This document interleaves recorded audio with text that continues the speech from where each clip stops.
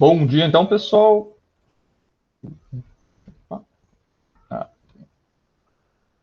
Bom dia, então, pessoal. Espera aí só um pouquinho. Bom dia. Bom dia. É que eu não Bom tinha dia. compartilhado a tela.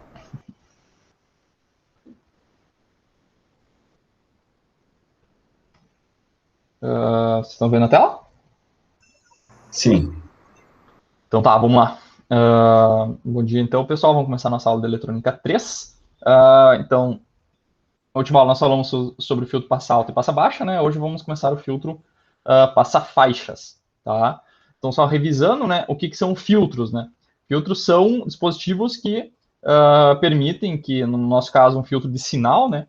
Vai ser um filtro que vai entrar um sinal, tá? Ou um sinal, um conjunto de sinais, um sinal que a gente deseja mais algum ruído, por exemplo, e na saída vai sair apenas o sinal que a gente deseja, tá? E esse filtro que a gente está falando, geralmente são filtros em frequência, tá? Então nós vamos filtrar determinadas frequências dos sinais envolvidos, tá? Então se eu tiver, por exemplo, um sinal senoidal da rede, por exemplo, de 60 Hz, tá? Tem uma amplitude definida lá, de 220 volts RMS, por exemplo. Tudo que não for 60 Hz, para nós no sinal da rede, é ruído. Tá? Então, se a gente quisesse ler apenas a frequência específica da rede, nós poderíamos tentar utilizar um filtro que cortasse as frequências acima ou as frequências abaixo. Tá? Então, se for um filtro que corta as frequências acima da frequência desejada, tá? E ele vai deixar passar, então, somente as baixas frequências. Então, a gente chama isso de filtro passa-baixas. Tá? Se for um filtro que deixa passar apenas as altas frequências, ele será um filtro passa-alta. Ok? E a junção desses dois filtros, a gente pode fabricar, então, construir um filtro passa-faixa, né, que vai selecionar, né, vai filtrar apenas uma determinada faixa de frequência, e o filtro rejeita a faixa, que ele vai excluir uma determinada frequência, né.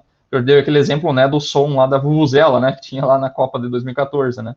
Então, a gente poderia escolher, determinar bem certinho qual que é a frequência do ruído, né, que está presente no som, e tentar colocar um filtro rejeita faixa nesta faixa de frequência. Tá? Aqui nós poderíamos ter, por exemplo, um sinal de áudio, né? O sinal de áudio, o nosso ouvido, por exemplo, ele já é naturalmente um filtro passa-faixas, um passa-banda também. Onde a frequência inferior aqui do nosso ouvido humano é 20 Hz, mais ou menos, né? E a frequência mais alta aqui em torno de 20 kHz. Tá? Então é apenas nessa faixa de frequência que nosso ouvido humano capta sinal sonoro, tá? Então, frequências abaixo ele não escuta, né? Não chega esse impulso lá no nosso cérebro para ser identificado, mesmo que exista, né? Então, pode existir um ruído nessa frequência, só que o nosso ouvido coloca um ganho zero lá e a gente não ouve. E as frequências acima de 20 kHz, né? Que são as frequências ultrassônicas, né? Que a gente chama. Lá o ultrassom, por exemplo, que é utilizado para identificar, para fazer, como é que se verificar como é que está um feto dentro do útero da mulher, por exemplo, é utilizado um som que fica numa frequência acima dos 20 kHz, por isso que a gente não escuta, tá? Outros animais, cachorro, gatos, coisas conseguem escutar frequências mais altas, nós não conseguimos, ok? Beleza? Então, o que nós vamos ver agora, né? Nós já vimos o filtro passa baixa e passa alta de primeira ordem na aula passada, né? Nós vamos ver agora o filtro passa faixas, tá? Que é esse filtro aqui, ok? Então, aqui, pessoal, nós estamos estudando, eu já falei para vocês, então, os 4 tipos de filtro que nós vamos ver, e existem, dentro de cada filtro, existe a classificação quanto à ordem do filtro. Tá? Quanto maior a ordem, mais rápido esse ganho troca da região que ele está deixando passar para a região que ele está cortando. Tá? Então, essa faixa de transição aqui ela é mais abrupta quanto maior a ordem. Tá? Se tivesse uma ordem infinita, ela seria quadrada, assim, né? Quadrada, ok? Então, na aula passada nós vimos de primeira ordem, tá? Os filtros de passa faixa e rejeita faixa, não é possível a gente construir esse tipo de filtro com filtros o filtro passa faixa ser um filtro de primeira ordem, tá? Por quê? Porque a ordem, pessoal, ela está relacionada com essa inclinação aqui que eu já comentei, né? A inclinação dessa curva aqui quando ela passa da faixa de passagem para de rejeição ou vice-versa, tá?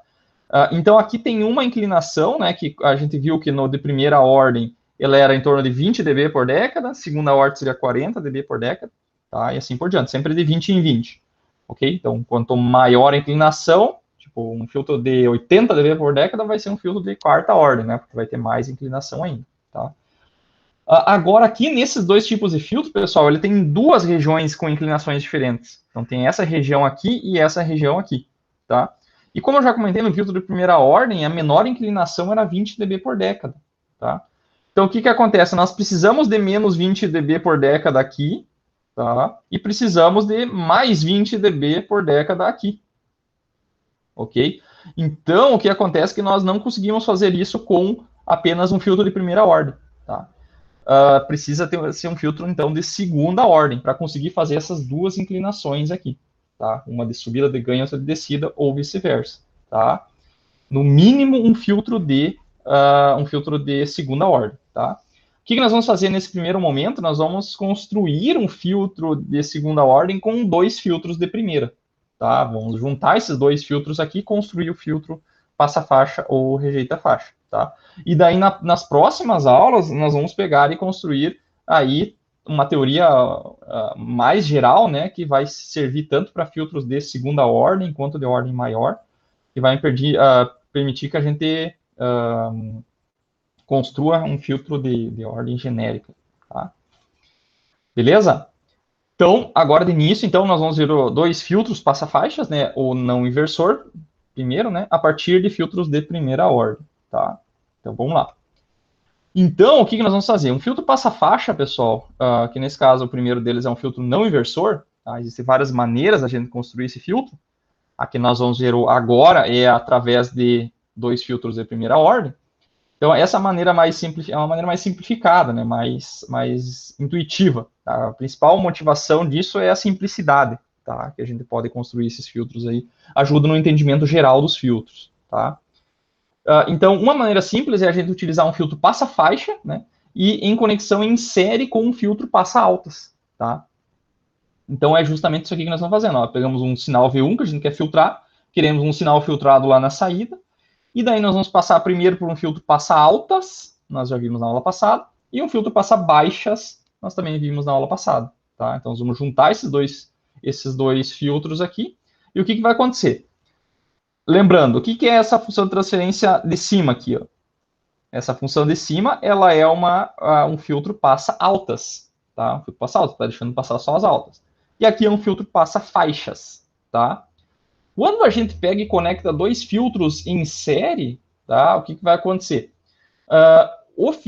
Se eu tenho um espectro de frequência, então eu vou pegar uma determinada frequência aqui, digamos, que é a mesma frequência, esse sinal ele vai entrar no V1 e vai ter que sair no VO. Então, a mesma frequência vai passar por esses dois estágios, tá? Então, ela vai passar na primeira etapa, vai ter um ganho, e vai sair aqui na saída, nesse sinal intermediário V2. Esse mesmo sinal tem que passar para a segunda etapa, tá? Então, o ganho que ele vai ter no primeiro vai ser aplicado também no segundo, tá?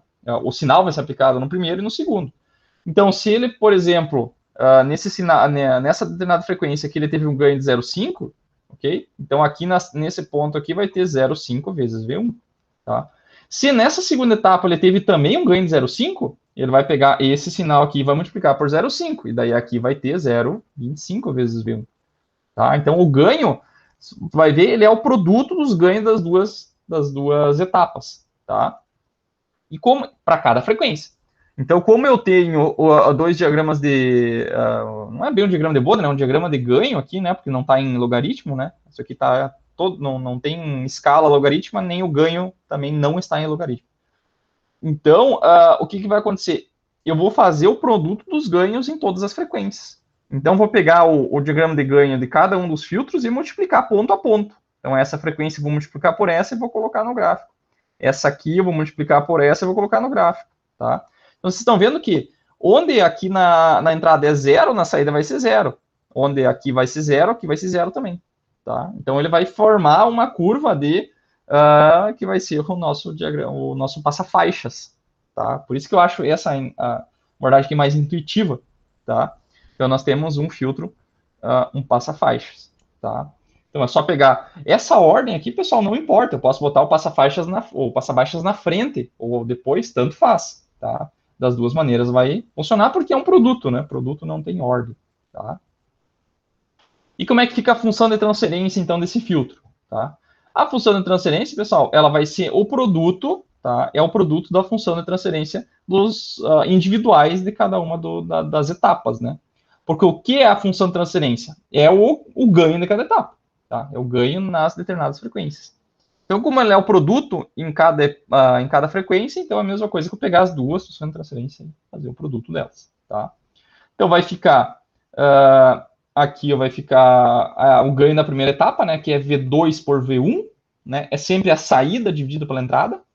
Então, a saída do primeiro bloco é V2 e a entrada é V1. Então, é V2 sobre V1. Daí pega a função de transferência da aula passada, que é daqui para cá. E depois é a função de transferência da saída dessa etapa para a entrada dessa etapa, que é o V2. Tá? Daí, quando eu multiplico os dois ganhos, né, o que vai acontecer? Vai cortar esses dois ganhos aqui. Tá? Vai ficar quem? Vai ficar VO por V1, que é o que nós estamos buscando. Tá? VO por V1. Só que é a mesma coisa, pessoal, que a regra da cadeia lá que vocês viram lá em cálculo 1, quando a gente faz a derivada do produto de uma derivada de um produto de uma função, por exemplo, a gente faz a mesma coisa. Né? Ou a derivada de uma função composta, quando tem uma função dentro da outra, a gente usa a regra da cadeia, que no final a gente está fazendo bem semelhante a isso aqui também. Tá? Derivada implícita também é, se não me engano. Não me lembro, faz tanto tempo. Mas é algo bem parecido com isso aqui. Tá. Então, na hora eu vou pegar e fazer o produto desses dois caras aqui. Então vai ficar o produto dessa equação aqui com essa aqui. Então aqui vocês vão ver que vai ficar uma função de transferência que ela tem um polinômio de primeira ordem aqui, ou vezes um polinômio de primeira ordem em S, né? Ambas têm S. Então se eu pegar e multiplicar esses dois polinômios na parte de baixo, vai ficar S vezes S, vai dar um S ao quadrado. Então essa função de transferência ela é de segunda ordem, tá? É de segunda ordem, ok? Então, eu posso fazer aquela análise lá, ou posso fazer análise individual aqui, né? Pegar e fazer análise por curto-circuito virtual de cada uma das etapas, tá? Por que eu posso pegar e fazer o produto das duas funções de transferência? Porque o meu amplificador operacional ele tem uma impedância de saída muito baixa, então eu desacoplo os dois circuitos, tá? Então, sempre que eu tenho etapas em cascata, tá? A etapa de saída aqui, ela não vira uma carga para essa etapa, essa segunda etapa aqui não vira uma carga para a etapa de entrada, tá? Isso aqui é a mesma coisa que eu expliquei um dia para vocês, que é o seguinte, se eu pegar, por exemplo, um divisor de tensão, eu tenho assim, o V1 aqui, ó, e passa por um divisor de tensão, tá? E aqui ó, eu coloco um segundo divisor de tensão na saída, e peço para calcular a tensão de saída. Isso aqui vai dar uma determinada tensão de saída, uma relação de tensão de saída, tá?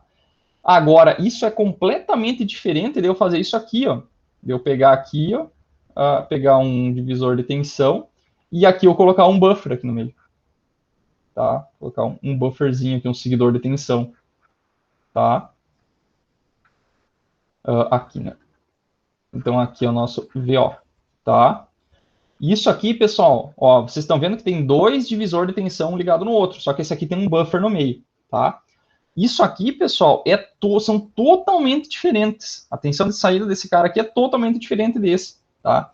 Essa da direita aqui, pessoal, eu só vou pegar o ganho desse divisor de tensão vezes o ganho desse segundo divisor de tensão, tá? Então, aqui vai, se fosse R1, aqui é R2, R3 e aqui é R4. Por causa desse ampliop aqui, ó, o meu VO vai ser simplesmente o produto dos dois ganhos, que vai ser tipo R2 sobre R1 mais R2, que é o ganho desse divisor de tensão. Tá? Eu sempre falei divisor de tensão, pessoal. Ó, passa um divisor de tensão. Só que o divisor de tensão tem um ganho. Tá? O ganho é sempre menor que 1, ele sempre divide a tensão. Qual que é o ganho do divisor de tensão? É esse valor aqui. Tá? Então, qual que é o ganho da segunda etapa? É R4 sobre R3 mais R4. Tá? Então, vocês estão vendo, porque tem um ampliop no meio, eu posso pegar e colocar simplesmente o produto dos dois ganhos. Tá? Agora, nessa configuração aqui, isso aqui dá uma equação enorme aqui. Tá? Vai ter produto de todos os resistores misturados. Tá? Não dá para fazer. Então aqui é a mesma coisa. Como eu tenho um amp-op, a saída do amp-op aqui, ó, que vai ligar para outra etapa, tá? Eu posso simplesmente fazer o produto dos ganhos, tá? Por quê? Porque aqui a saída do amp-op tem uma característica de fonte de tensão, tá? E a fonte de tensão, pessoal, ela desacopla o circuito, tá? Ela desacopla o circuito, tá? Beleza? Então isso aí que é a magia aí do circuito, tá? Então aqui eu posso fazer análise, né? Eu vou pegar e colocar as impedâncias aí, né? Colocar as impedâncias Z1 e Z2 da primeira etapa, Z3 e Z4 da segunda etapa, né? A tensão de saída da segunda etapa é a impedância de realimentação sobre a de entrada, e a do VO é a impedância de realimentação sobre a entrada, mesma coisa, tá? E daí a tensão de saída, eu só pego isso aqui e jogo aqui dentro, né? Que vai dar essa parcela aqui, que daí passa o V1 dividindo, fica o quociente das impedâncias vezes o quociente das outras duas impedâncias, junta as duas e dá a mesma equação, tá? É só para mostrar que dá para fazer de duas formas, tá? Beleza? Então, essa aí é a cara da função de transferência de um filtro passa-faixa, tá? Não inversor, né? Porque nós temos um passa-altas aqui inversor e seguido de um passa-baixa inversor. Então, eles acabam invertendo a fase. Inverte a fase, depois inverte a fase de novo, volta para a fase original, tá? Então, é não inversor. Beleza? Tranquilo aí?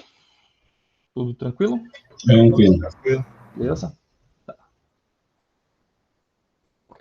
Então, essa é uma maneira da gente construir esse filtro passa-faixa aí, bem simples, tá? Existe uma outra maneira, tá? Que é mais simples ainda, tá? Só que acaba que ele vira um passa-faixas inversor, tá? Passa-faixa, esse aqui é singular, tá? Passa-faixa inversor, tá? Que é uma configuração assim, tá? Isso aqui também, de certa forma, misturou aquele integrador e diferenciador com um ganho limitado, tá? Que vocês viram lá atrás. Então ele acaba tendo aqui ó, um resistor, um RC série e um RC paralelo, tá? Então acaba que fica mais barato porque eu acabo fazendo somente com apenas um amp-op, só que no final ele acaba invertendo os sinais, tá? Então aqui eu tenho que fazer análise, né? Tem que fazer análise por curto-circuito virtual, tá? Então, fazendo curto-circuito virtual nesse ponto aqui, ó, em relação ao TE, tá?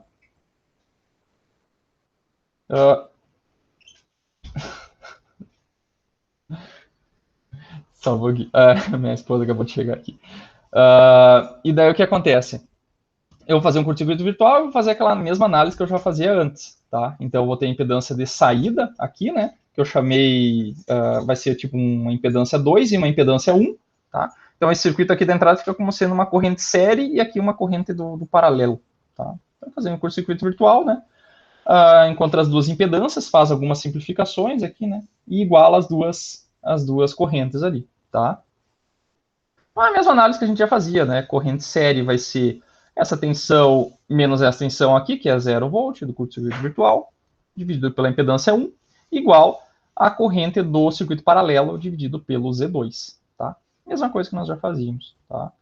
Vai ficar Z2 sobre Z1, substitui aquelas equações aqui, né? Tem que fazer um mínimo aqui, né? Vai ficar vezes, tá? Aí vou acabar simplificando esse cara aqui com esse cara aqui, tá? E fazendo a multiplicação aqui, vai aparecer R2C2 vezes S mais 1. E faz a simplificação no de baixo também. Tira um mínimo nessa parte de baixo aqui, vai ficar uma equaçãozinha assim. Inverte as duas equações. E nós chegamos a uma equação semelhante àquela da slide anterior, só que não é igual, tá? Qual que é a semelhança? A semelhança é que ela tem dois polinômios no denominador, né? Tá? E na parte de cima temos um S em cima, tá? Vocês viram já lá em controle, pessoal, o que significa quando eu pego e igualo esses polinômios aqui a zero? O que significa as raízes desses polinômios aqui? Os polos? Isso aí. Então, aqui, quando eu igualo esses polinômios aqui igual a zero, na parte de baixo, né, são os polos. E quando eu pego essa parte de cima aqui igual a zero, são os zeros. Tá? Então, para ser um filtro passa-faixas, pessoal, ele tem que ter um zero em zero e dois polos. tá? Esses dois polos, eles podem ser iguais, tá? Podem ser iguais. Só que nesse caso, como são dois polinômios de primeira ordem, eles nunca vão ser complexos, tá? Eles podem ser iguais ou diferentes, tá? Iguais ou diferentes, mas nunca complexos, tá? Engraçado falar iguais, pode ser iguais ou diferentes, né? Qual outra possibilidade que tem, né? Tem outra possibilidade que é a possibilidade de serem complexos, tá? Então, complexos eles não podem ser. Como é que eu faria para ter polos complexos? Vai ser quando nós tivermos de segunda ordem, que vai ser com uma outra estrutura que a gente vai construir esses filtros de segunda ordem, tá? Vai ser nas próximas aulas. Ok? Então, essas aí são as duas maneiras que a gente tem de construir os filtros, um filtro passa-faixas, aí a partir de passa-faixa, a partir de uma estrutura de primeira ordem, tá? Estruturas mais simplificadas, tá? Então, vamos lá. Agora, o que é o importante? É nós fazermos o filtro, o diagrama de Bode, tá? Desse filtro passa-faixa, tá? Coloquei com essa em tudo, tá? O diagrama de Bode, tá? Então, só para a gente olhar as duas equações juntos, né, para ver se existem semelhanças ou diferenças entre elas, né. Então, no não inversor, nós vamos ter aqui um sinal positivo na frente, filtro passa-faixa, FPF inversor, vai ter um negativo na frente, aqui vai ter um S, aqui vai ter um S, e dois polinômios de primeira ordem, tá? Dois polinômios de primeira ordem. Então, quando eu pego e escrevo de uma forma geral essa função de transferência aqui, ela vai ser ou mais ou menos, né? Mais se for não inversor, menos se for inversor, tá? E vai ter aqui dois polinômios. Esse R1, R1C1 eu chamei de tal 1, que é como se fosse uma constante de tempo, né? A unidade desse tal aqui é segundos, tá? Segundos, porque 1 sobre RC tem unidade de frequência, tá? Então isso aqui para nós é segundos. E essa aqui vai ser segundos também, então é S vezes tal, tá? Ok? E em cima ficou uma constante, que essa constante vai depender da configuração, né? Tá? E se eu multiplicar esses dois polinômios, né? O que eu quero mostrar para vocês é que aqui eu vou ter um grau 2 embaixo, né? No denominador, e um grau 1 no numerador, tá? Ficou um infinito aqui que eu não sei não. Então, a função de transferência de um filtro passa-faixa, pessoal, ele deve possuir sempre um grau relativo 1. Tá? O que é grau relativo? Talvez vocês já tenham visto lá em controle também. Grau relativo é sempre o expoente, né, o grau do denominador menos o do numerador. Tá? Então, esse cara aqui tem grau relativo 1. Tá? Então, para ser um filtro passa-faixa, o denominador tem que ter um grau superior, 1 grau a mais do que o numerador. Tá? Então, isso aqui poderia ser, por exemplo, aqui aqui 3, por exemplo, aqui 2, poderia, tá? Pode ser também, pode ser 4, aqui 3, pode ser também. Daí eu vou aumentando a ordem no meu passa-faixas, e o que vai mudar lá? Vai mudar que o meu filtro, ele vai ficar cada vez mais seletivo. Então, ele pode fazer isso aqui, ó, tá? Ou ele pode ficar mais assim, né? Tá? Então, vou conseguir mudar a inclinação, né? Vou cada vez conseguir selecionar mais, né? E vai ter um ponto, né? Onde, se esses polos aqui fossem complexos, conjugados, né? Que daí eu teria um pico, tá? Seria uma ressonância bem na frequência aqui, tá? E daí nós vamos ver lá nos de segunda ordem, tá? Nos de primeira ordem, eles nunca vai ter uma ressonância pura aqui. Ele simplesmente vai ser um pouco mais abaulado esse topo, tá? Essa é a única diferença. Beleza? Tranquilo? Então, como é que fica o nosso o diagrama de Bode, tá? Então, o diagrama de Bode, como é que eu, primeiro a pergunta que tem que fazer, como é que eu sei que isso aqui é uma função de transferência e não passa faixas, tá?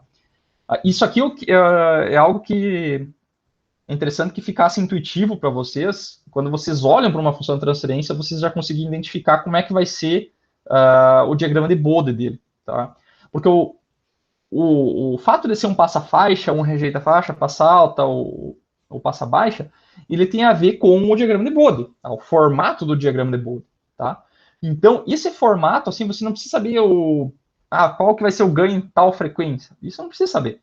Mas tem que saber a cara de algumas funções de transferência, tá? E como é que eu faço para ter uma ideia?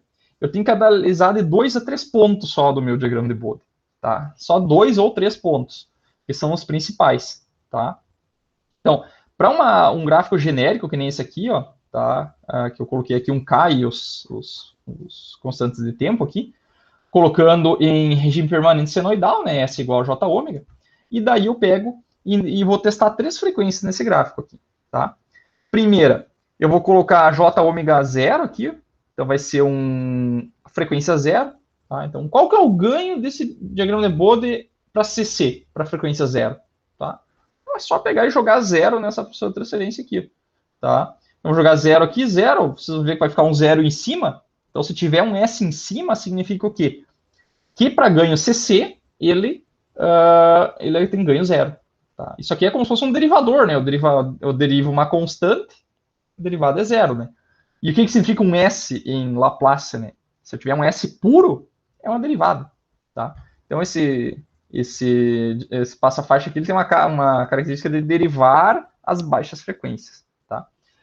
Então, substituindo 0 aqui, ele vai dar 0, um ganho 0, tá? Então, se a gente olhar aqui num diagrama bem rudimentar, né? Aqui, ó, para as baixas frequências, ele tem um ganho 0, tá? E eu vou falar do segundo, na verdade. Se eu colocar uma frequência infinita nesse gráfico aqui, ó, o que vai acontecer?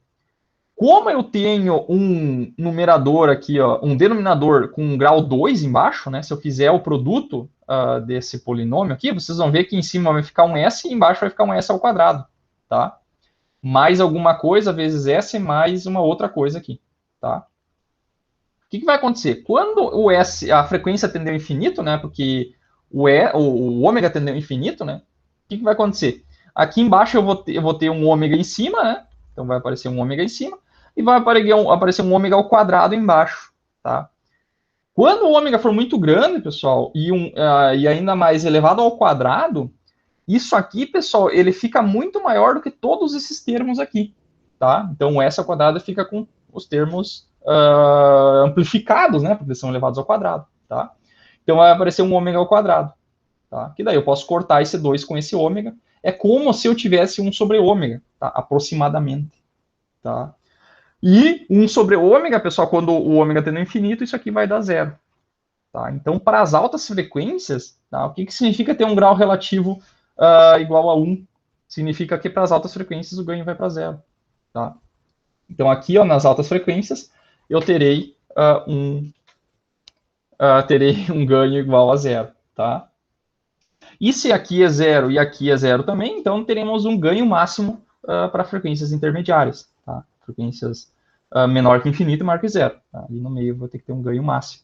Se ele subiu e aqui ele desceu, então logo em algum ponto aqui no meio ele vai ter que trocar de concavidade. Ele vai passar de subindo para descendo, tá? Beleza?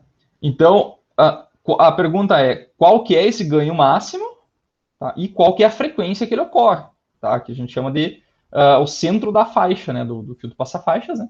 Ou a frequência de ressonância, tá? Aqui eu usei o termo ressonância, pessoal, mas não é exatamente frequência de ressonância, porque a ressonância só ocorre em sistemas de segunda ordem que são menos amortecidos, que vão ser os das próximas aulas lá que nós vamos ver. Aqui ele não chega a ser amortecido, não chega a ter uma frequência de ressonância, não tem polos complexos conjugados, porque são 2 polinômios de primeira ordem. Tá? Ok? Então, esse é o teste que tem que fazer sempre numa função de transferência. Tá? Pegar pelo menos 3 pontos. Tá? Agora, se fosse um diagrama de Bode, onde uma função de transferência que fosse, por exemplo, assim, ó, sei lá, um K aqui, e aqui fosse S ao quadrado mais, sei lá, 2S mais 1 aqui, por exemplo. Tá? Então, olha aqui, ó. Se eu jogar a frequência de S igual a 0 nesse diagrama aqui, ó, S igual a 0, vai dar 0 aqui vai ficar K. Então, ele vai sair daqui, ó. E se eu jogar uma frequência igual a infinito, vai ficar 1 dividido por 1 infinito ao quadrado. Então, a tendência é que ele vá para 0. Então, esse diagrama de Bode vai fazer isso aqui. Então, isso aqui é um passa-baixas. Tá? Ok? Agora, se esse diagrama de Bode tivesse um S ao quadrado em cima, tá? Daí o que ia acontecer? Quando eu jogasse S aqui, ia dar 0. Então, ele saía de 0. E quando eu tender o S infinito, fica S ao quadrado em cima e embaixo, corta os S. Então ele faz isso aqui, ó, e vai para um ganho K lá no infinito. Então esse é um passa-altas, tá? Então essa noção intuitiva, assim, de tu olhar para a função de transferência e ver como é que vai ser o ganho para zero e para infinito é bem interessante, tá? Bom saber. Beleza? Tinham visto algo semelhante assim lá em controle? Dessa abordagem, desse jeito aqui? A gente está vendo os polos, mas não, assim não. O diagrama de Bode. Ah, isso é bom que Ali na complementa. ressonância, né, quando cai pela metade, O pico da ressonância, se for uma ressonância pura, né, que não tem amortecimento, o ganho vai para o infinito, tá? O que limita o ganho é o amortecimento, que é aquele xi. Não sei se vocês não conseguem nem desenhar aquele xi aqui. Ele tem uma letrinha assim, acho que é. Tem o xi e o zeta, que é duas coisas assim. Esse é o zeta e esse é o xi, eu acho, não me lembro. Que é um número que vai entre 0 até, acho que pode ser qualquer valor aqui, mas entre, quando eu colocar um xi igual a 0,7, se não me engano, daí eu estou passando de polos reais aqui para polos imaginários, tá? Mas o que tu perguntou mesmo? acho que tinha falado que quando a frequência de ressonância cai pela metade, na Na verdade, amplitude, né? na verdade, assim, a frequência de corte que a gente chama, tá? É quando a energia do sinal cai pela metade, tá? Que daí é esse ponto aqui, ó, tá? Que é as frequências de corte. Então aqui vai ter uma frequência de corte baixa e uma frequência de corte alta, tá? Nesse ponto aqui, ó, o que define que esse ponto é a frequência de corte? É quando a energia do sinal cai pela metade, tá? E como a energia é ao quadrado, tá? Como a energia é ao quadrado da amplitude, então é quando a amplitude, esse aqui for 1, aqui vai ter que ser 1 sobre a raiz de 2, né? Porque quando elevar ao quadrado, daí vai dar metade, tá? Ok? Então é quando caiu pela metade, ou caiu 3 dB, tá? Quando cair 3 dB em relação ao máximo. Essa aqui ó, é a frequência de corte, tá? A frequência de ressonância é essa frequência aqui, ó, tá? Que é a frequência onde ele vai ser o máximo de ganho, tá? Lá no diagrama de Bode, por exemplo, Na ressonância ele não explode, tipo, ele vai para o infinito. sim, Mas se no não caso, tiver, esse caso aí, como é limitado, né? Tem um ele explode se não tem amortecimento, tá? Mas nós vamos, isso no segunda ordem vai ficar mais claro, tá? O amortecimento você pode projetar ele, né, para ele ter um ganho limitado, tá? Geralmente em sistemas físicos, tá, que são modelados por um sistema de segunda ordem, o amortecimento ele tem a ver com, por exemplo, atrito, tá? Um sistema massa-mola que está oscilando, por exemplo. O sistema massa-mola ele é um sistema de segunda ordem, tá? Por que a oscilação, estudar botar energia no sistema massa-mola, né, aplicar uma força no sistema massa-mola, ele não fica oscilando e explode a oscilação? Porque tem atrito, né, tem amortecimento, tá? Se o sistema não tivesse atrito e eu ficasse colocando energia na frequência de ressonância, daí a amplitude vai aumentando e explode, tá? Ok? Isso que significa. A frequência de ressonância seria a frequência onde ele naturalmente oscila, tá? Também chamada de frequência natural, né? Ou frequência de ressonância. Só que daí o amortecimento ele muda um pouquinho essa frequência, por isso que se chama também frequência natural amortecida também. Eu acho que o Varela lá deve ter comentado com vocês. Tá? Beleza? Então vamos lá, Ficou mais uma dúvida aqui? Tranquilo? Tranquilo. Tá, lá. Eu acho que tem um formato padrão uma função de transferência de segunda ordem. Ela é assim, ela é o ômega zero ao quadrado, dividido por S ao quadrado, mais 2 vezes essa letra aqui, que eu não vou conseguir desenhar ela aqui, si, vezes ômega zero, vezes S, mais ômega zero ao quadrado. Tá? Isso aqui é uma função de transferência padrão, tá? De segunda ordem. O que é ômega zero? Ômega zero é a frequência de ressonância. E esse xi aqui é o coeficiente de amortecimento. Se o xi for zero, daí essa função de transferência fica assim, fica ômega zero ao quadrado, S ao quadrado mais ômega zero ao quadrado. E daí as raízes é quando, os polos, né, quando eu igualo isso aqui a zero, né? Então fica S ao quadrado igual a menos ômega zero ao quadrado. Quando eu tiro a raiz disso aqui, vai dar mais ou menos J ômega zero. Então fica dois polos complexos conjugados, tá? Sem amortecimento, porque não tem parte real. Então eles oscilam indefinidamente nesta frequência aqui, tá? Isso é um sistema, seria um sistema com o meu Xi aqui igual a zero, tá? Que daí acaba não tendo amortecimento, tá? Beleza? Beleza? Beleza. Vamos lá, vamos fazer o diagrama de Bode, então, deste filtro passa-faixas, tá? E eu peguei a do inversor aqui, tá, pessoal? Mas pode ser a do não inversor. O que vai mudar? Vai mudar só o diagrama de fase. Tá? A fase vai ser um pouquinho diferente, mas a magnitude é a mesma, né? Porque quando eu aplico a magnitude, eu acabo perdendo o sinal aqui, tá? Então, vamos lá.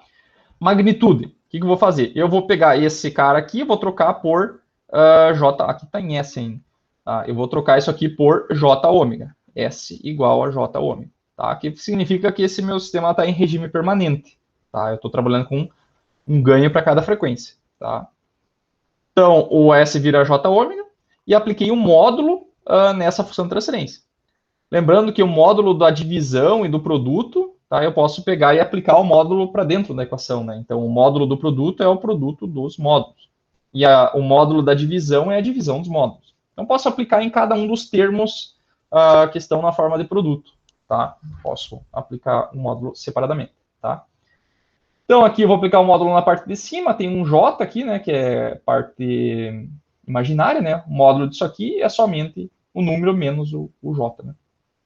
E dessa parte aqui ó, é um triângulo, né? Então, eu vou pegar, aplicar Pitágoras. É a amplitude, o lado do triângulo, né? Que é isso aqui, né?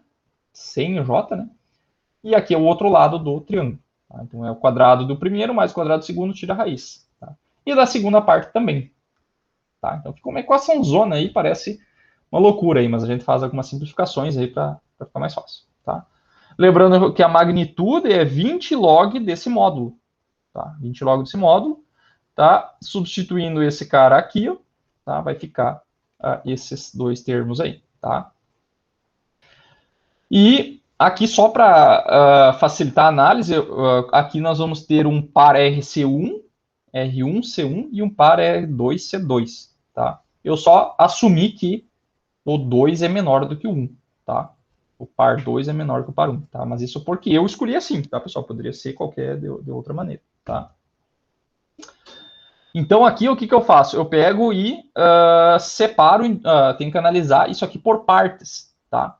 Então, eu vou escolher uma região de frequências, tá? Onde o meu ômega é pequeno, tá? Então, o meu ômega, ele é menor do que R1 vezes C1, tá? De onde é que eu tirei isso aqui? Eu tenho que procurar dentro dos polinômios aqui, ó, pessoal, ó, dentro desse polinômio e dentro desse polinômio aqui, ó, e eu tenho aqui um ômega vezes uma constante, tá? Se o ômega for bem menor do que esse termo aqui, ó, tá? Eu vou fazer o produto de uma coisa pequena com essa outra coisa que é um tamanho normal, digamos, e daí o produto disso vai dar um número muito pequeno, tá? Que vai dar zero, aproximadamente zero, mais um aqui que dá aproximadamente 1, tá? Como eu escolhi que essas duas coisas aqui são verdade, tá? Quer dizer que eu estou trabalhando com um ômega bem pequeno, tá? Um ômega bem pequeno, tá? E o quão pequeno? Então, ele vai ser com um ômega abaixo de... então, como o meu R1 vezes C1, ele é maior do que o R2C2, tá? E eu quero um ômega pequeno, tá? Olha a noia que tem que fazer para analisar. O R1 e o C1 é maior do que o R2C2. Então, esse aqui é grande, tá? Então, se eu quero que o ômega seja pequeno, eu tenho que pegar o maior deles, que é esse aqui, tá? E colocar um ômega bem pequeno, tá? Porque se eu satisfazer essa condição aqui, essa aqui vai ser mais fácil ainda, né? Porque esse número aqui já é menor, né? Então, pegando esse aqui é um número grande, para que isso aqui seja menor do que 1, o ômega tem que ser bem pequeno, tá? Então, esse aqui vai sair o meu limite inferior, o meu low limit, tá? Que é a minha frequência debaixo do a frequência de corte do passa-faixas, tá? Quando eu pegar esse ômega L aqui, ó, pessoal, e substituir na função de transferência aqui, ó, tá? O que vai acontecer? Vai ficar esse número vezes aquele lá, ó, então vai ficar... lembrando que o meu ômega que eu estou analisando, ele é menor do que isso aqui, ó, tá? O meu ômega é menor do que esse número, ok? Então é um ômega bem pequeno. Então quando eu substituir aqui, ó, nesse cara aqui, isso aqui vai dar um número muito pequeno. E aqui também. Então vai dar 0 ao quadrado mais 1, aproximadamente 0 ao quadrado mais 1, tá? Então isso aqui vai dar raiz de 1 embaixo, tá? Vezes raiz de 1, que vai dar 1. Então vai ficar somente esse termo aqui, ó, o termo de cima, tá? 20 log do produto é o log de cada um dos termos, tá? Então vai ficar, eu fiz o log só do ômega aqui, ó, tá? 20 log de ômega mais 20 log de R2C1, tá? Então isso aqui, pessoal, é uma reta, tá, crescente na escala log-log. Tá? Então essa aqui é aquela parte que sobe do diagrama de Bode, tá? Ok? Deu para entender essa lógica minha aqui? Mais ou menos. Mais ou menos. Confesso que não é simples. Eu também demorei para entender isso aqui. Complicado. Eu tive que estudar isso aqui de novo, porque eu não me lembrava mais. Tá? Mas a questão é a seguinte, nós temos dois RC, um série e um paralelo, né? Lá do coisa. Então vai ser duas constantes de tempo. Um R1C1 e um R2C2. Como ele tem duas frequências de corte, uma alta e uma baixa, vai ser esse RC que vai determinar essas frequências, tá? Então elas têm que estar longe uma da outra, tá? Logo, vai ter um dos RCs aqui que vai ter que ser maior que o outro, né? Então, na verdade, como são duas frequências, o meu diagrama de Bode ele vai ser dividido em três partes, né? Ele vai fazer isso aqui, ó, né? Então, aqui vai estar o meu ômega L e aqui vai estar meu ômega high, tá? O que nós estamos analisando? Estamos analisando essa região aqui, tá? Onde o meu ômega que eu estou analisando tem que ser menor do que as duas frequências, tá? Então, ele tem que satisfazer essas duas condições aqui, tá? RC tem unidade de segundo, né? Lembrando, e aqui tem unidade de frequência, tá? Então, é frequência vezes tempo cancela as unidades, né? Porque isso aqui tem que ser igual, tem que ter a mesma unidade do 1 aqui, né? Tem que ter a mesma unidade do 1 para poder somar, né? O 1 aqui não tem unidade, tá? E aqui tem variáveis. Então, esse resultado disso aqui não pode ter unidade, tá? Então, R vezes C é segundo, aqui é a unidade de frequência, né, radianos por segundo, né, mas radiano não é nada, né, frequência, tanto frequência com hertz como radianos por segundo, é frequência. O que é frequência? Frequência é quantas vezes alguma coisa acontece por segundo. Então, unidade de frequência, na verdade, é por segundo, tá? Então, corta isso aqui. O que está dentro do parênteses não tem unidade, tá? Ao quadrado não tem unidade, mais um. Então, aqui, ó, esse ômega, qual que é o ômega que é o meu limite, tá? Nesse gráfico aqui? É quando isso aqui for aproximadamente igual a 1, tá? Porque daí, quando isso que está dentro do parênteses for igual a 1, 1 elevado ao quadrado dá 1, mais 1 vai dar 2, vai dar raiz de 2, tá? Que é justamente aquele ponto lá que eu falei, onde a amplitude cai por raiz de 2, tá? Que é quando a energia cai pela metade. Tá? Então, nesta frequência aqui, ó, a amplitude vai ser raiz de 2 menor do que o máximo. Tá? E no outro vai ser o inverso, 1 sobre raiz de 2. E no outro vai ser o inverso. Né? Porque olha quando eu substituo o ômega L aqui dentro, né? Vai cortar, substituir isso lá, ó. Vai cortar esse R1 com esse R1. Então vai dar 1 aqui dentro. Então 1 mais 1 vai dar 2. E nesse lado aqui, esse ômega aqui, ó, ele é muito menor do que o R2C2, tá? Por quê? Porque esse R2 aqui, ele é pequeno, tá? Então, multiplicando por um ômega também pequeno, isso aqui vai dar 0 dentro desse parênteses aqui. Então, essa aqui não interfere. Por isso que as duas frequências têm que estar longe uma da outra, porque daí eu posso fazer essa aproximação aqui, tá? E daí do outro lado vai ser a mesma coisa, vai ser o semelhante a isso, né? Vou apagar isso aqui.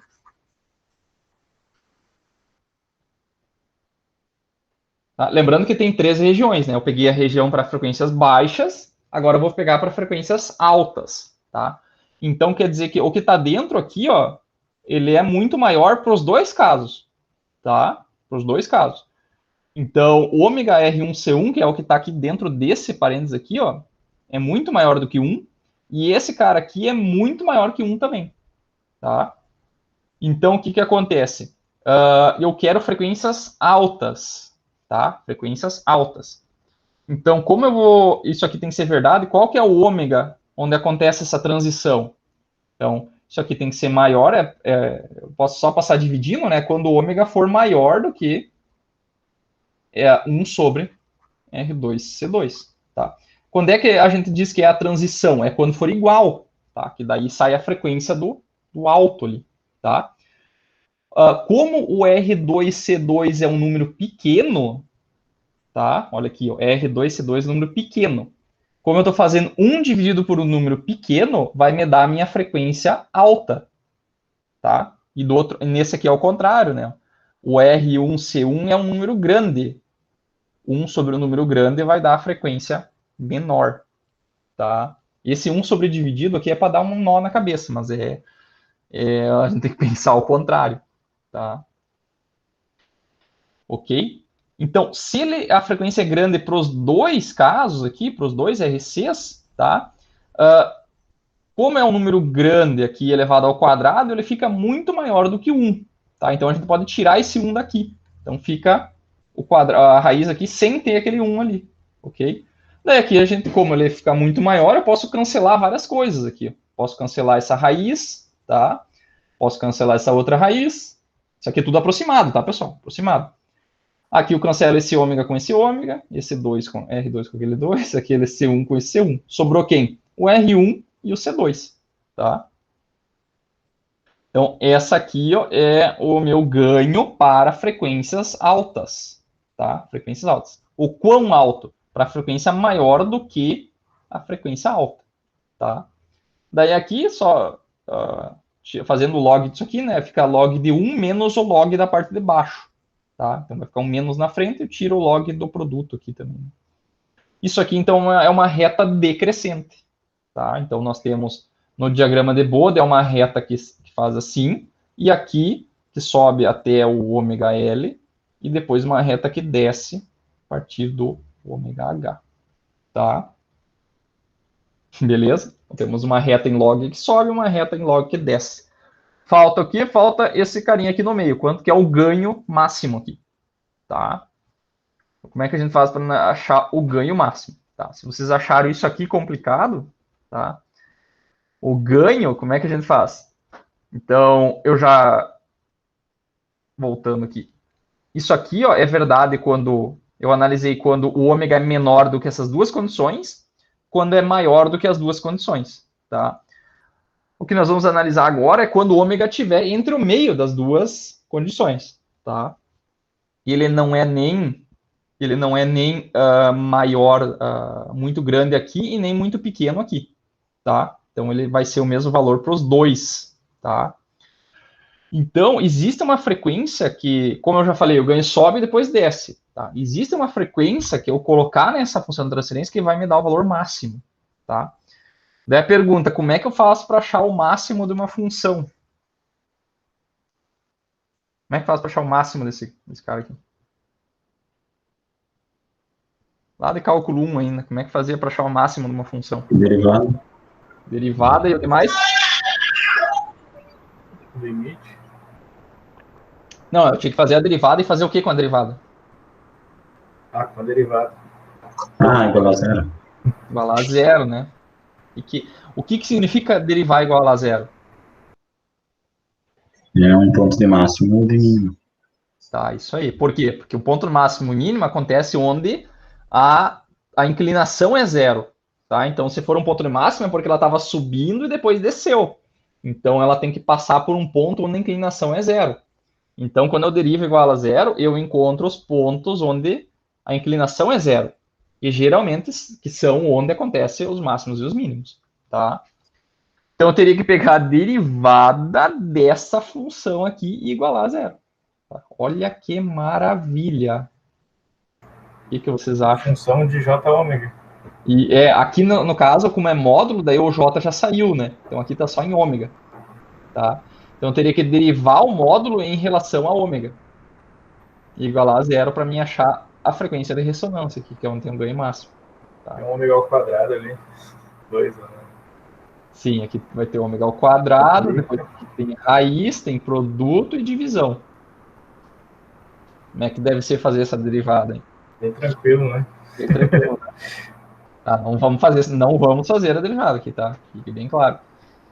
Isso aqui eu peguei e fiz um software isso aqui no Mathcad lá e ele faz essa derivada para nós, tá? Resolve tudo lá, só digita derivada, bota a equação igual a zero, daí pega o solve e encontra os valores, tá? Então, como já foi mostrado, né, esse ponto aqui vai ser a frequência de baixo, a frequência de cima, tá?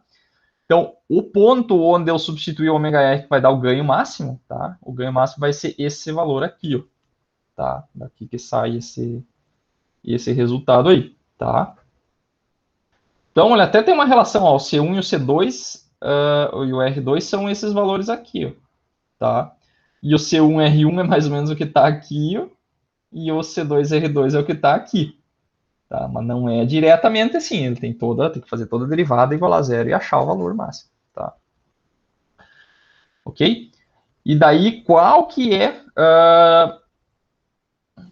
isso é o valor máximo, tá? E agora, onde é que acontece? Acontece nessa frequência de ressonância.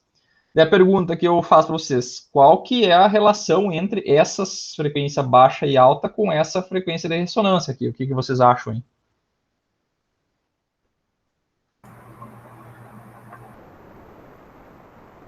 É no meio? Como é que, se fosse o meio, como é que seria a relação, hein? No meio de qual? Aqui, nós estamos tentando encontrar a frequência de ressonância, que é esse ômega R. É o meio entre as duas, né? Isso. Como é que eu boto numa equação o meio de 2 pontos aí? Menos? Não, tem Sobre o... 2, sobre 2. Tá, mas como é que chama essa operação aí? Tá. A média, né? A média. No Então, caso, se são aqui dois valores, é sobre 2. Então. soma os dois dividido por 2, né? É a média. Então, se aqui fosse Toma. 2, aqui fosse 4, 2 mais 4 dá 6, dividido por 2 dá 3, né? Que é a média, né? Só que daí, assim, como isso aqui é uma equação toda diferentona aqui, pessoal, isso aqui não é qualquer média, tá? Não é qualquer média. Não sei se vocês sabem, mas existem 3 tipos diferentes de média. Vocês sabem as 3? RMS. Não, isso é outra coisa. Isso é valor RMS, é outra coisa. Ponderada. Hã? Ponderada. E ponderada. Não. A ponderada não é uma forma geral de média. Depende dos pesos. Tinha uma até que eu usava no vestibular aí, uma época. Não sei se vocês lembram. Vocês não pegaram essa época, né? Quando tinha vestibular, né? Agora vocês não pegaram vestibular, né? Existem 3 tipos de média, pessoal. A média aritmética. Daí, por exemplo, tem o x1 mais x2 sobre 2. Que é a média aritmética, tá? Existe uma outra média, pessoal, que é chamada de média geométrica, tá? Ela é calculada assim, ó, pelo raiz quadrada do produto das variáveis. Se tivesse mais, seria só fazendo o produto e depois tira a média, tá? E a outra é a média harmônica, tá? Que caiu no que era do harmônica com H, né? A média harmônica era a que eu usava no vestibular aqui um tempo atrás, tá? Média harmônica, que eu não me lembro direito, mas eu acho que é assim.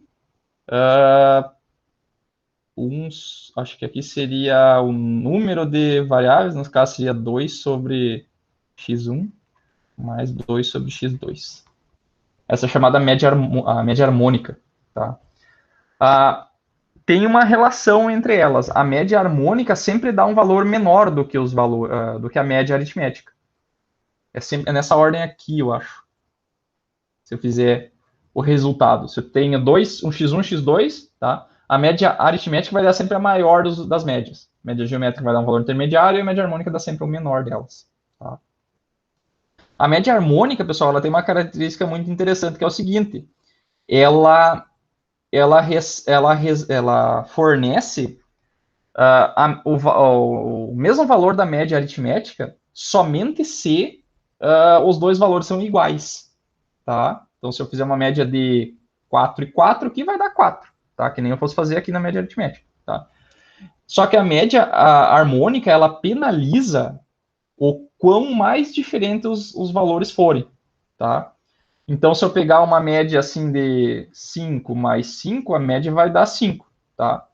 Se eu fizer uma média 1 mais 9 sobre 2, vai dar 5. Agora, na média aritmética, não, porque os dois valores são muito diferentes. Então, vai ser muito penalizado. Vai dar um valor bem menor do que 5, tá? Isso era utilizado no vestibular antigamente, pessoal, porque daí, o que eles queriam? A Copervis, né, a universidade, queria que o aluno tirasse uma nota boa e que todas as notas fossem parelhas, tá? Então, por exemplo, quando eu fiz vestibular, a minha nota de português, e minha nota de, vocês devem saber por quê, né, porque escreve tudo errado, hein? Português, história, geografia, elas compõem uma nota. E essa nota minha foi bem menor do que as notas de exatas. E daí minha média harmônica caiu. Ficou bem mais baixo do que deveria. Então, todo mundo odiava essa tal da média harmônica aqui. Tá, mas por que eu tô falando isso mesmo? Tô falando isso pelo seguinte, aqui, pessoal, como a gente está trabalhando com sinais de funções que envolvem essa cara, que tem raízes quadradas e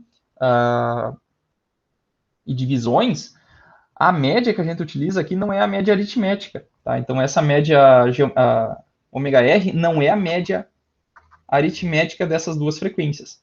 Ela é a média geométrica das duas frequências, tá? Isso aí tem uma característica importante, que é o seguinte, quando a gente está fazendo, como eu falei, a média geométrica, ela não dá exatamente o mesmo valor da média aritmética, tá? Vou até pegar um valor aqui. Acho que vocês não estão vendo a calculadora aqui, né? Não, né? Fazer uma média...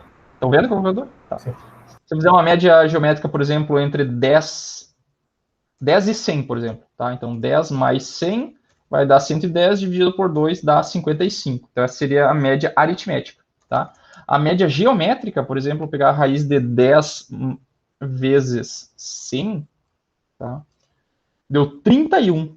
Tá? Vocês estão vendo que dá um valor bem menor do que o 55, tá? Vamos fazer a harmônica também, só de curiosidade aqui. 2 dividido por 10 mais 2 dividido por 100. Deu 4,54, é um valor menor ainda, tá? Então, a média geométrica é um valor intermediário, tá? E ela deu 31, um valor bem abaixo da média aritmética, tá? O que significa isso? Significa o seguinte, se eu fosse fazer a média aqui nesse gráfico, pessoal, e ele não está ele está numa escala normal, a média geométrica ela não dá bem no meio, ela dá um pouquinho para o lado, tá? Então, esse gráfico parece que ele fica torto, tá? Só que o que acontece? Quando eu coloco isso aqui em escala em dB, tá? Que nem é o diagrama de Bode normal, fica no meio, tá? Numa escala logarítmica, o meio entre dois pontos é a média geométrica, tá? Então, por isso que acaba que o gráfico fica simétrico, só que fica simétrico somente na escala logarítmica, lá em dB, tá? Beleza? Então, o centro desse gráfico, pessoal, é o ômega R. Aqui tá errado, que eu coloquei para mostrar para vocês, né? Mas o centro correto é um pouquinho para a esquerda, tá? Então, a média geométrica é o centro da faixa passante do nosso filtro passa-faixa, tá? Ok? E daí, substituindo os valores aqui, né, de ômega L e ômega H, aqui fica aqui a frequência de ressonância dada por isso aqui, tá? Beleza? Então, essas aqui são as equaçõezinhas. Tá? Então, fizemos o diagrama de magnitude. Vamos fazer o diagrama de fase agora. Tá? O diagrama de fase, que nem nós já fizemos antes, né? É a hora que a tangente da parte imaginária dividido pela parte real, tá? Que a gente pode fazer simplesmente pelo ângulo do numerador menos o do denominador, que nem vocês faziam lá em circuitos 2, tá? Então, ângulo do numerador é o ângulo dessa parte puramente imaginária de cima, tá? Então, aqui tem um menos j, tá? O que significa menos j? Menos j, pessoal, no círculo unitário, ele está aqui embaixo, ó, menos j. Então, ele tem uma fase de menos 90, tá? Menos 90. E aqui nós temos, como é um produto, né, pessoal, ele é a soma dos ângulos dos dois aqui, só que como está na parte de baixo, ele fica com menos na frente, tá? Então isso aqui vai ficar o arco tangente da parte imaginária aqui, ó, dividido pela parte real, que é 1. E aqui também, tá? Então essa aqui é a equação da fase, tá? Isso aqui dá para plotar num gráfico, essa equação aqui diretamente. Se vocês têm HP, pessoal, dá para plotar isso aqui na HP também, tá? Ok? Beleza? Aí, fazendo essa mesma condição aqui, que o R2C2 é menor que o R1C1, tá? Daí aqui a gente faz aquele mesmo caso de antes, ó. Considerando para ômega pequeno, tá? Que é menor do que essas duas condições aqui, ó, tá? Então, se isso aqui for menor, tá? Um valor pequeno, tá? Valor pequeno, o que vai acontecer? Vai acontecer que isso aqui vai ser um número pequeno, tá? Ômega vai ser um número pequeno, isso aqui vai ser aproximadamente zero para nós. Tá? Então vai ficar arco tangente de zero, tá? E aqui arco tangente de zero. Então a fase para frequências baixas ela é igual a menos 90, tá? Frequências baixas, ou seja, frequências abaixo da frequência de corte inferior, que é o ômega L, tá? Então para baixas frequências ganho menos 90, tá? Então, eu estou em frequências baixas, tá? Estou aqui, ó. Então, aqui, ó, a frequência de baixa é o ômega L, tá? Então, eu estou em frequências baixas. Aqui, o meu gráfico tem menos 90, tá? Menos 90. Ah, ficou ruim de desenhar aqui. Menos 90, tá? Quando a minha frequência começar a aumentar e eu chegar exatamente em ômega L, tá? O que vai acontecer? Esse ômega L eu vou substituir aqui, vai ficar R1C1 dividido por R1C1. Então, isso aqui vai dar 1, tá? Então, a arco tangente de 1, pessoal, é 45, tá? Então, vai ficar menos 90 menos 45. Então, na frequência de corte, tá? Inferior, o meu gráfico vale menos 135. Tá? Ele está com um ângulo 45 graus abaixo daquele que ele estava antes, tá? Ok? É a mesma análise de antes, tá, pessoal? Tem que considerar, nesse caso aqui, a gente considera para frequências pequenas, que são para menor do que as duas constantes de tempo, tá? Para frequências grandes, tá? Então o meu ômega R1C1 é bem grande e o ômega RC2 também é bem grande, tá? Então, maior que quanto? Maior do que a frequência superior aqui de corte, tá? Ok? E daí eu vou substituir nessa equação aqui, ó, um número muito grande, tá? Vou dizer que é um número muito grande, tão grande que pode ser considerado infinito, tá? Então vai ficar com tangente de infinito, que isso aqui vale 90 graus, tá? Então vai ficar menos 90 e menos 90, tá? 3 vezes 9, 27 e vai dar menos 270 graus, tá? Então, para frequências bem grandes, a frequência é menos 270, tá? Que seria por aqui, ó, ômega H, tá? Então, nessa frequência aqui, a fase tá ela vai diminuir aqui, ó, para menos 270, tá? Claro que quando eu estiver exatamente em ômega L, tá? O que vai acontecer? Então, eu vou jogar ômega L aqui dentro, ó. Então, vai ficar R2C2 sobre R2C2. Então, isso aqui vai dar 1, tá? E nessa equação aqui, como o meu ômega, esse cara aqui, ele é muito maior do que o R2C2, tá? Isso aqui vai acabar dando menos 90 também. Vai dar menos 90, menos 45, que dá menos 225, tá? Isso aqui vocês têm que fazer, tá? Tem que fazer na mão lá para vocês conseguirem ver isso aí, tá? Ok? Então, o meu gráfico fica assim, tá, pessoal? Para ômega pequeno, menor que a frequência de baixo, é uma reta, tá? E o meu gráfico vale menos 90. Então, ele está aqui, ó, menos 90, ok? Ok? E para frequências altas, tá? O meu gráfico vale menos 270, tá? Menos 270. E aqui tem uma reta decrescente, tá? Então, ele está decrescendo o ganho aqui, ok? E para frequências intermediárias, ó, exatamente na frequência de ressonância, tá? Vai ter um ponto onde o gráfico vai cruzar o menos 180 aqui, tá? E eu vou estar com o meu ganho máximo, tá? Que é o GDB máximo, ok? Então, esse aí é o diagrama de Bode do filtro passa-faixas, tá? Então, vocês estão vendo que isso aqui está bem simétrico, ó. O ômega R aqui, ó, pessoal, ó, ele está exatamente no centro desse gráfico, tá? Por quê? Porque está em log de ômega aqui, tá? Ele fica no meio. Beleza? Entendido até aí? Tranquilo? Entendido. Complicado, mas... Complicado, mas entendido. Tá, Sim. isso é bom. Não adianta, aqui eu tô só mostrando, né, pessoal? Vocês têm que fazer uma vez no caderno, aí pra vocês pegarem e só Trabalhinho. olhando. Trabalhinho é bom, né? Trabalhinho é bom. Não, vai ter, preciso entregar umas.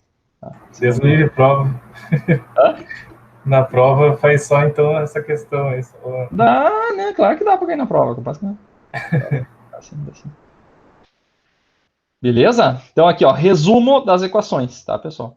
Então nós temos frequência de baixo, frequência de cima, centro das frequências, tá? Faltou umas coisas aqui.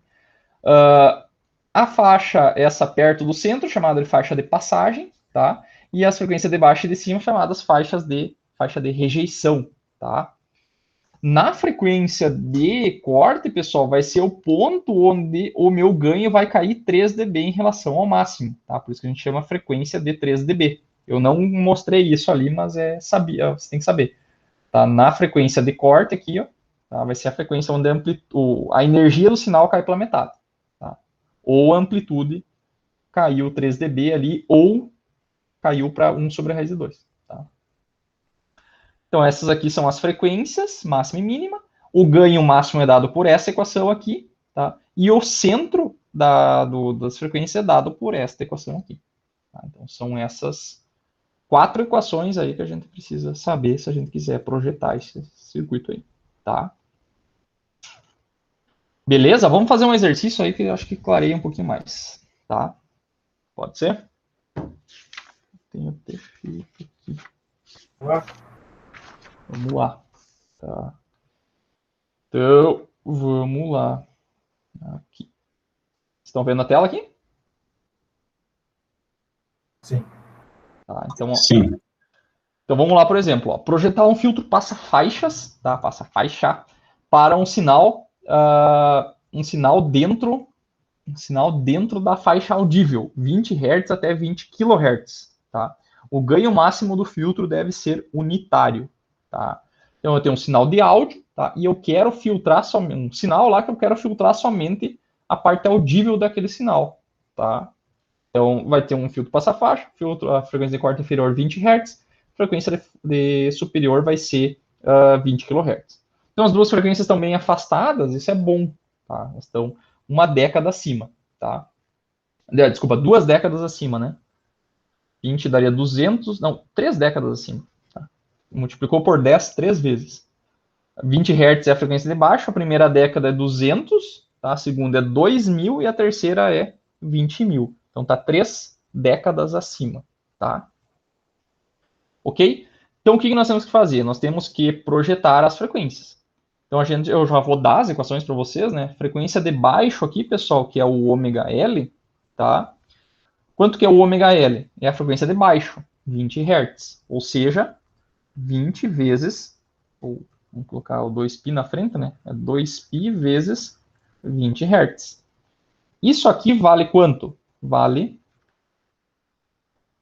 1 sobre R1C1, tá? E a frequência de cima, que é o ômega high aqui, é 2π vezes 20K. Isso aqui vale 1 sobre R2C2, tá? Então, daqui nós temos uma equação, outra equação, tá? E temos a equação do ganho máximo, tá? Vou colocar desse lado aqui, tá? O nosso G máximo, pessoal, ele é unitário, tá? Então, o nosso ganho máximo, ele vale 1, tá? E ele vale isso aqui, ó, tá? Essa relação aqui, ó. Ele vale C1 vezes R2, C1, R1 mais C2 vezes R2, tá? Então aqui nós temos o seguinte, nós temos 3 equações, tá? E 4 incógnitas, né? Que é o R1, o R2, o C1 e o C2, tá? Então, naturalmente, nós vamos ter que chutar uma, tá? Escolher arbitrariamente um valor e calcular os outros, tá? Aqui eu tenho uma sugestão para dar nesse tipo de exercício, que é o seguinte. Vocês podem pegar e tentar isolar, pegar e olhar nessa equação do ganho aqui, ó, que vocês têm aqui um R1C1 e aqui tem um R2C2, tá? Que aparece aonde? Aparece aqui, ó, tá? Aparece aqui. Então, e o ômega aqui, ó, ele já está escolhido, né? Já foi dado o ômega L e o ômega H, tá? Então, se a gente isolar esses dois caras aqui, ó, fica R1 vezes C1, isso aqui vale 1 sobre ômega L, tá? E aqui, R2 vezes C2, isso aqui vale 1 sobre ômega H, tá? Então, eu posso substituir o R1C1 e o R2C2 aqui, ó. Então, vai ficar assim, vai ficar 1 igual a C1 vezes R2 sobre... aqui no lugar desse cara, aqui vai ficar 1 sobre ômega H mais 1 sobre ômega... Opa, esse é o L. L mais ômega H, tá? Daí aqui eu posso pegar e isolar um deles, tá? Poderia chutar o capacitor e calcular o resistor também, tá?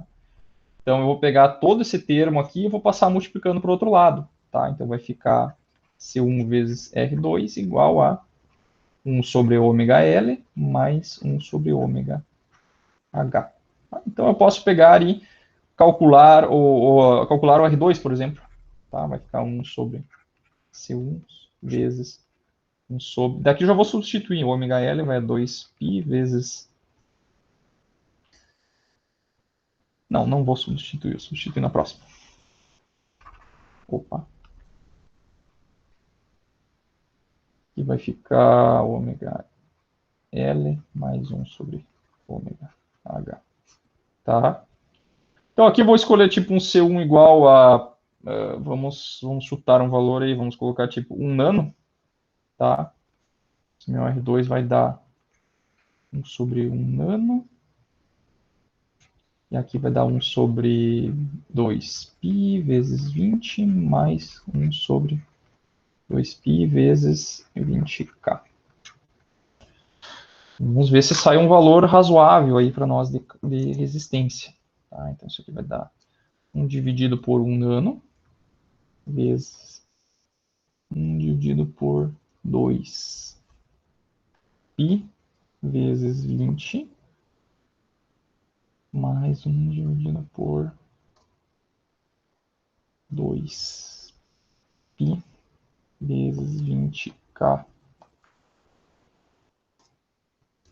Vamos ver se é um valor razoável aí, ó. Deu 7,9 mega. Deu um valorzinho meio alto aí. Vamos usar talvez um valor de 10 nano.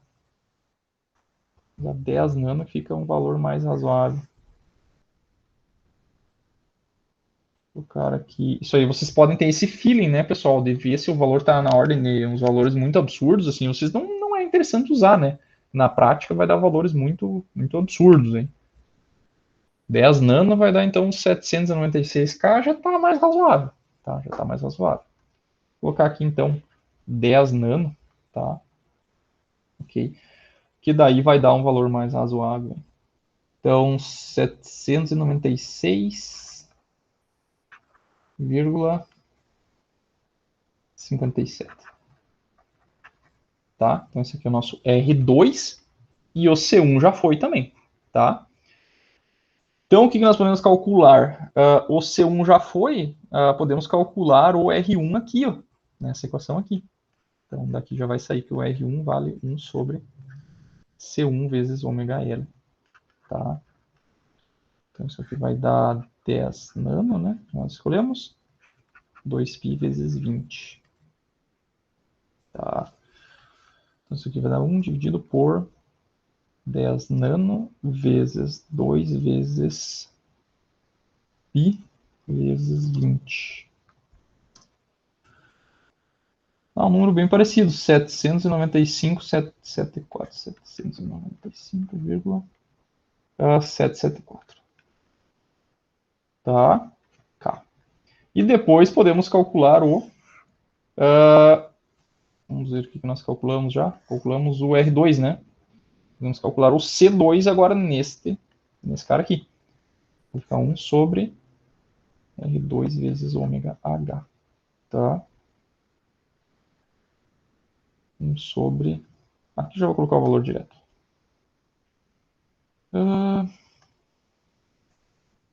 1 dividido por 2π vezes 20k vezes quem? Vezes o R2, né? Quanto que é o R2? É o 96. Esse número aqui. 94, isso tá aqui.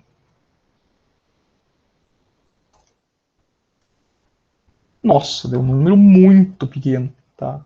9, aproximadamente 10 na menos, deu 1 picofarad.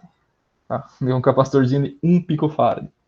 Então, isso aqui também é um problema, tá, pessoal? Capacitorzinho de 1 picofarad é bem difícil de encontrar. Eu vou deixar aqui, porque senão teria que refazer todos os cálculos. Deu 9,99, tá na menos 13. Tá? Então, eu vou pegar isso aqui e vou arredondar para 10. Vai dar 10 na menos 13, é a mesma coisa que 1 na menos 12. Tá? Então, vou até fazer isso aqui. Vou colocar um 10 aqui, vai dar no menos 12. Então tá, é um pico. Tá? Um pico é um valor bem pequeno da capacitância. Tá? O que eu poderia fazer para pegar e aumentar o C2? Eu teria que diminuir o R2. Tá? Então eu poderia ter colocado aqui então um capacitor de 100 nano, talvez aqui, ó, tá? Então sugestão aqui. Sugestão C1 igual a 100 nano, tá? Que daí vai diminuir o R2 e vai aumentar o C2, tá? Mas vamos fazer com esse valor aí para ver se tá certo, tá? Beleza? Então agora eu quero mostrar para você a simulação desses caras aí. Vamos ver se a gente consegue rodar essa simulação, hein? Tá?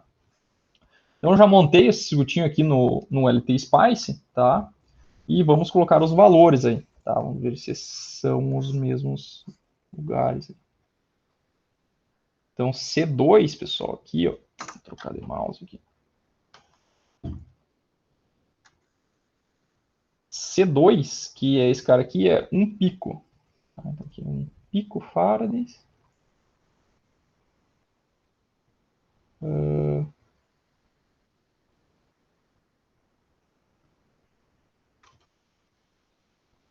pico CR2 795.774K. Por que tá ficando em cima? C1 é 10 nano. Tá? E o R1 é...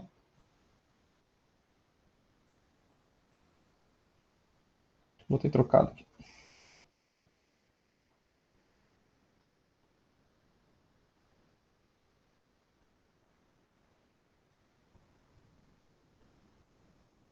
R2 é 796.57K. É isso aí? Isso aí. Tá, não sei se vocês já fizeram, pessoal, a simulação AC no PSIM, ou no LT Spice. No PSIM também dá para fazer a mesma coisa, tá? Aqui eu coloquei um TL84, tá? Que está nessa biblioteca do op-amp_TI, né? Que é Texas Instruments, tá? Então, como é que eu faço? Eu tenho que vir aqui colocar a minha fonte de tensão, né? Tá? Essa fonte de tensão, ela tem uma configuração aqui, ó. Tá? Eu vou clicar com o direito aqui, vou ter que vir em Advanced. Aqui eu tenho que colocar como senoide, tá? E daí aqui, ó, tem Small Signal AC Analysis. Tá? O que é isso aqui? Isso aqui significa que ele vai variar a frequência da minha forma de onda através de uma análise AC, tá? Que vai fazer meu diagrama de Bode aqui no próprio LT Spice. Então aqui eu vou colocar uma amplitude, tá? Vou botar uma amplitude 1, tá? Se for um filtro que tenha um ganho que tende ao infinito, alguma coisa assim, daí pode dar problema de saturação. Tá? Mas aqui, como tem uma amplitude unitária aqui, e é um passa-faixa, ele não vai amplificar muito nenhuma frequência, então não vai saturar. Tá? Então aqui coloca análise AC, não precisa preencher nada aqui, porque ele vai variar a frequência. E aqui, quando dá um run, você tem que vir aqui em AC Analysis, tá? E aqui você tem que escolher o tipo da variação, eu quero variar em décadas, tá? Número de pontos por década, pode ser uns 10 pontos. Como é de 20 kHz até 20K, a gente tem que começar um pouco abaixo e terminar um pouco acima. Eu vou começar em 1 Hz, tá? E vou terminar, pode ser, tipo, em 10 mega, tá? 10 mega, tá? Acho que 10 mega não é assim que escreve, acho que é um meg. Isso, meg, meg, tá? Vou dividir essa tela aqui. E daí eu só tenho que pegar e eu vou um pouquinho mais, cara, aqui. Tá? Então eu vim aqui na saída e só clicar na saída, ele já vai fazer para mim o meu diagrama de Bode. Tá? Olha que beleza. Então, vocês estão vendo a tela aqui? Conseguindo acompanhar? Sim. Então, aí está o nosso diagrama de Bode. Nós queremos que ele corte de 20 Hz até 20 kHz. Tá? Então, como é que eu vejo essa frequência? Eu pego o cursor aqui, ó, tá? E arrasto para o lado. Então, aqui ele está mostrando a minha magnitude. Ó, tá? Então, nós vamos colocar em cima de 20 Hz, que é por aqui, ó, tá? Exatamente aqui. Ó. E vocês estão vendo aqui a magnitude. Chegou uma encomenda bem agora. Então, por aqui. Então, aqui a magnitude, pessoal, lembrando que aqui ela tem que ser menos 3 dB. Tá? Então, em 20 Hz, ela vai ter uma magnitude de menos 3 dB. Significa o quê? Que a energia do sinal caiu a metade. Então, essa é a frequência de corte. Tá? Menos 3 dB. Tá? E qual que é a outra frequência de corte? 20 kHz, que é... deveria ser aqui. Eu acho que nós erramos alguma coisa aqui. Ficou aonde a nossa frequência de corte? Ficou em menos 3 dB ou em C... Ficou em 200 kHz. O que foi feito errado? Será que eu digitei alguma coisa errada aqui? Não.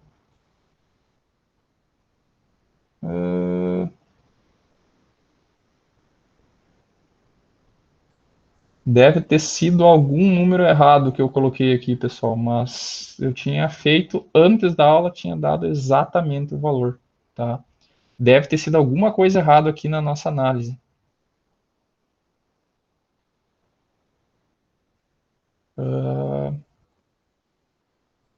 10 nano? Eu coloquei 10 nano, coloquei, né? 10 nano, um pico. E é na frequência alta, então é nesse cara aqui, ó. Um pico. Pico é 10 a menos 12. E baixar a frequência. Não sei, eu vou colocar 10 pico aqui só para testar. Tem alguma coisa errada ali, era para ser 10 pico, não um pico. Tá, eu devo ter colocado errado na hora de...